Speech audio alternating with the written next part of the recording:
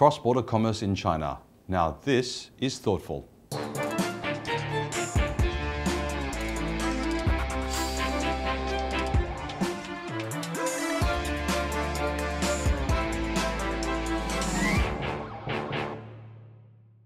Hello, I'm Clement Sang in Shanghai. Eager to maintain control of China's e-commerce market, Alibaba launched an international division of Tmall last year called Tmall Global. The site gives foreign brands access to Chinese consumers without having an actual presence in China. Logistics is handled by international Tmall cross-border specialists, and all business is settled outside of mainland China. This system sounds great, but critics, both Western brands and many consultants who track online shopping data, say Tmall Global isn't living up to its promise as a fast track into China for foreign brands. Here with us today to talk about the pros and cons of Tmall Global and overall trends in cross-border commerce in China is Julia Zhu, Head of International Marketing at YMT Global, part of ymato.com. She is also a former VP at Alibaba Group. Julia, you've been on the show twice before, so welcome back to the studio today. It's my pleasure.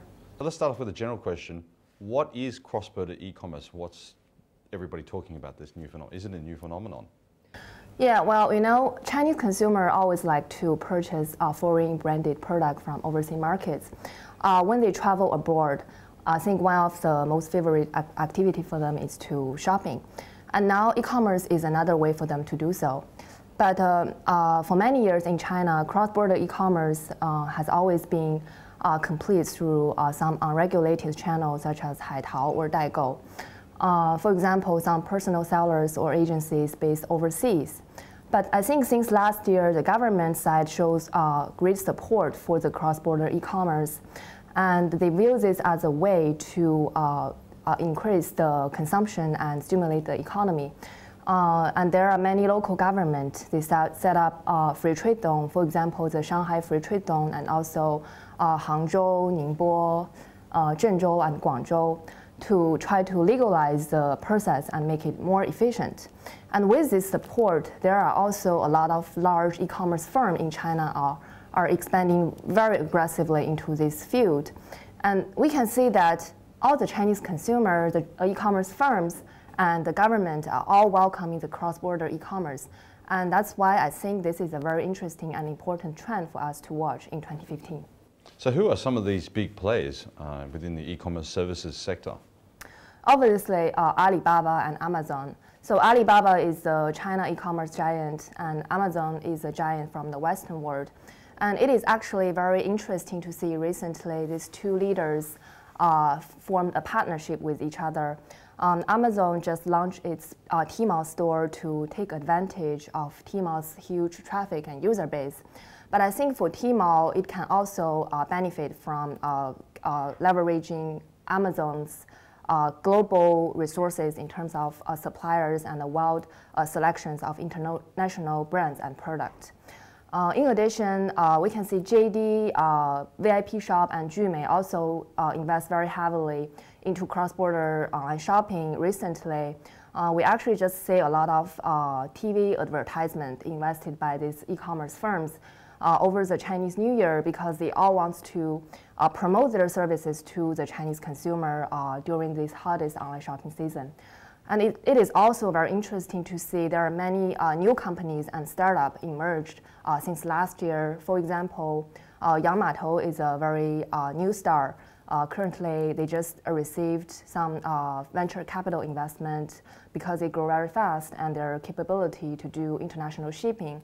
And other names including Miya Baobei or Mitao and many others. So, I mean, how are they doing this? How are they bringing products from overseas? Is it specifically for some categories like books and clothing and apparel, which don't require heavy quarantine, heavy product or ISO standards? Or does it include food? Does it include other more sensitive categories? Well, currently it's majorly focused on baby and mom products, food, personal care, or luxury. And there are two ways for those companies to deliver the product from overseas country to China. A major way is through direct mailing. For example, if a Chinese consumer places an order from a foreign e-commerce website, the retailer could deliver the package through international express, and then the package will go through the custom as a personal item under relevant regulations policy. But the hassle here is it is usually take a very long time and the cost is not low. And more important, it is very hard to protect the consumer's right, especially when the consumer wants to do exchange or return. So actually, there is another new model both the Chinese consumer and the e-commerce firm are very excited about, which is the free trade model. So first of all, foreign business or Chinese e-commerce companies who are operating this cross-border business need to get registered with the Chinese custom. And after that, they can import their inventory into a free trade zone warehouse. And from there, they can ship directly to an end consumer. So you can see that it is a more efficient way and it can improve the customer experience. So it sounds like with the government support, especially in free trade zones, especially related to financial payments, that there's great opportunities. But what are some of the challenges for the foreign brands? Is it that easy? Yeah, definitely. I just talk a lot about the support from the government, but actually there is uncertainty from the government side because currently we only see clear support from the Chinese customs, but there are also other related Chinese government departments. We haven't seen any clear view from them regarding this trend. For example, there is the Chinese Commercial and Industry Department, and there is the Chinese Quality Control and Inspection Department. So there is no clear guideline on this trend. So I think there is uncertainty and we cannot take the government support for granted. But there is definitely opportunities because I think, for me, I think cross-border e-commerce itself is provide a really low cost for foreign brands to enter the Chinese market, especially for those smaller or new brands to enter China.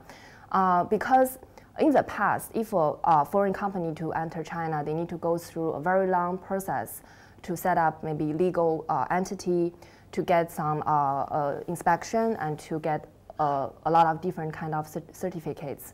And it probably will take over a year for a foreign brand to enter the Chinese market. However, I think given this rise of cross-border e-commerce, I think for many new brands, they could just try to reach Chinese consumers through this method without invest heavily into the Chinese market first. So for those existing foreign brands that have already invested and entered into China and they've passed the barrier to entry, how do they feel about this new cross-border? Is it a threat of parallel imports? Is it going to impact their bottom line and revenue sales? How do they attribute or calculate or account for all of this type of cross-border activity? That's a really good question. I just want to say there is actually a challenge from this cross-border e-commerce for some foreign brand because there will be a potential disruptions on Western brands' existing operations in China. This might be their pricing system or their distribution channel. For example, Amazon China. Amazon China launched their international shopping services called Haiwaigou last year. And I think there are probably some third-party distributors on Amazon China. They could sell some brands which are not yet open to the Chinese market or some brands which are already in China directly to the Chinese consumer. So you can imagine these third-party distributors could bring potential negative impact in terms of this brand's brand image or their existing operation in China. So we've talked a lot about e-commerce and cross-border opportunities for brands coming into China. Is the reverse happening? Is there an opportunity for Chinese brands to enter America, Europe, Australia? Definitely. Well, all the Western companies trying to enter the Chinese market, I think Chinese manufacturers and retailers are trying to do the same thing. They also want to get access to the global market. And I think the challenge here is always branding for many Chinese retailers and manufacturers. But I think they're currently doing very good through third-party marketplaces. For example, AliExpress, it is an international version kind of Taobao, which belongs to Alibaba, and they grow very fast in Russia and Brazil. And they're also doing good in the States. And another example is Light in the Box. I think they're doing pretty good in Europe. So how do you see this trend evolving? Well, given all the aspects we have talked about, I think first of all, I expect to see some intensified competition between all these players, no matter it's big ones or startups. And the consumer demand will continue to grow. I think this is for sure. And it's very interesting to also to continue to see how the regulatory landscape will change. But I think most importantly for the brand, there is another important issue, which is now internet and e-commerce could make everything comparable and very clear for consumer. So how can you bring a consistent brand experience and image for Chinese consumer? This is a huge issue. How do you bring a consistent experience when Chinese consumer could shop both online and offline within China or travel internationally? So do you think that Tmall Global is now the black eye for Alibaba? Do you think that this consistent brand image for advertisers is going to be a huge challenge for Tmall Global to address both in China and in other markets? I think I could agree with those critics partly because I know some of the analysts think Tmall Global's traffic is much lower than other marketplaces. I think that is true, but there is another side of this fact is I think Tmall Global is also a relatively young marketplace. It's just launched last February, and I can see it grow very fast. I remember Alibaba released some data suggests that Tmall Global's GMV increased 1,000% last November compared to February since its launch. So we can see this growth is significant. So I believe even though Tmall Global is not Tmall, but after all, they all belong to Alibaba Group. And I'm sure if Alibaba wants to continue to place more focus on cross-border e-commerce, I'm sure they will make a lot of efforts to improve the performance of Tmall Global. However, as I mentioned earlier, the competition now is very intensive. So I think for Alibaba, they also need to keep an eye out for other cross-border e-commerce players in 2015 and beyond. Julia, thanks for being on Thoughtful China. Thank you. That wraps it up today. Be sure to subscribe to us on Youku, Tudo, and YouTube. You can also follow us on Weibo, WeChat, and Twitter, and join our LinkedIn group. See you again.